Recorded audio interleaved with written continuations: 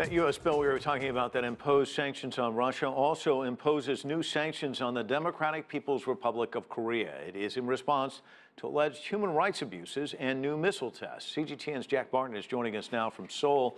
Jack, U.S. Secretary of State Rex Tillerson will be traveling to Southeast Asia soon. What are the expectations for this trip? Yeah, well, the trip comes just after Rex Tillerson, of course, very publicly told the DPRK that the U.S. does not plan regime change or to send troops above the 38th parallel. He'll be heading off to the Philippines to that Association of Southeast Asian Nations meeting, better known as ASEAN, where the DPRK will be high on the agenda.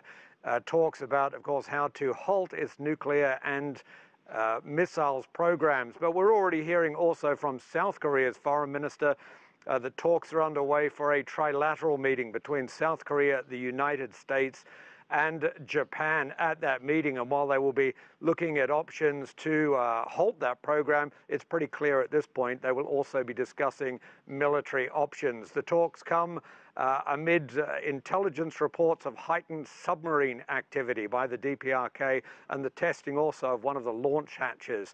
The submarines, the system they use is to now to propel the missile up with compressed air before it launches, ignites above the surface. And the expectation is that during that meeting, there could be a test of a submarine missile. Jack, what additional steps has the ROK taken since this latest ICBM test? They've taken a lot of steps on top of surface-to-surface missile tests, including a bunker-busting test, clearly sending a message to Pyongyang there.